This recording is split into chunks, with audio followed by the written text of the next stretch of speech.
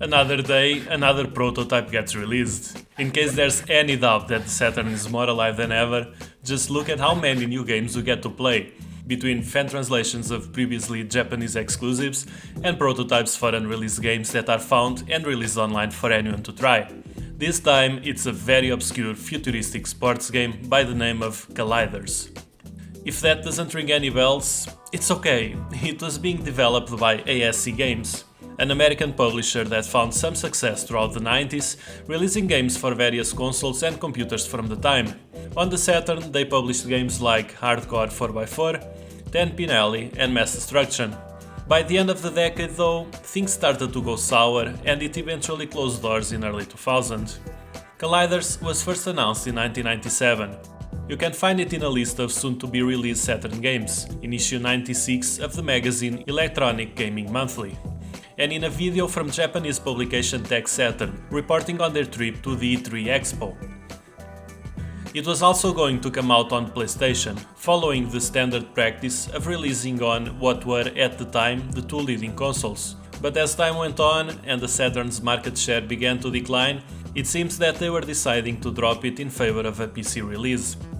Then the trail suddenly goes cold.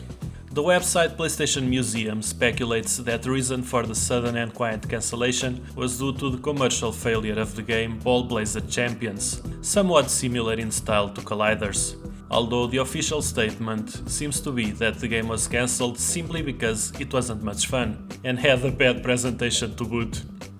Whatever the case may be, it looked like this futuristic sports game had been lost forever. Until now. I don't know who found it or how. It was first released by Unseen64, the famous website dedicated to cancelled games and prototypes and beta versions, and they credit Hidden Palace for help making the game playable on emulators. So maybe the original disc or game files wasn't in a format that was ready to play. Whatever the story of the finding of this game, the end result is that we can now play it. So, is it any good? Well, at its core it looks and plays like most sports game, and specifically reminds me of ice hockey, for the fluidity of the movement. Matches are played in a small field between sheep teams, and the objective is to shoot the ball or disc or whatever into the goal.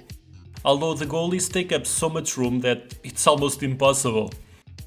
I don't know if it's on purpose or just a bug, but shooting at the back of the goal seems to count as well, so that's actually your best shot.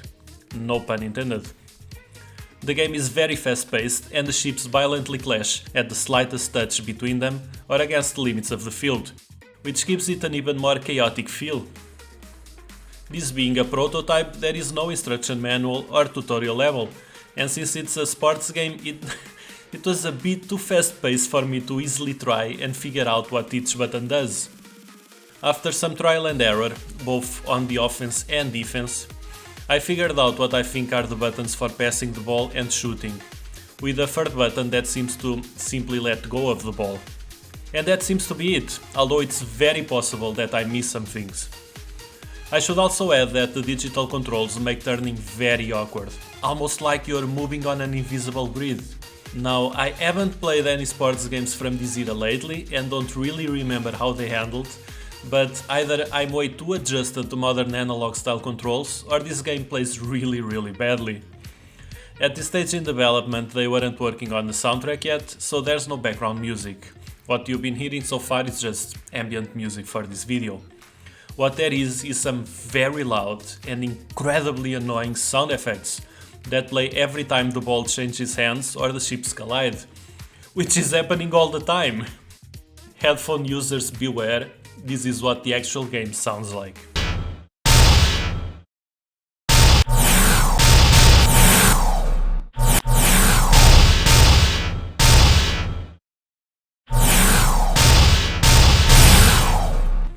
And that's pretty much it for this prototype.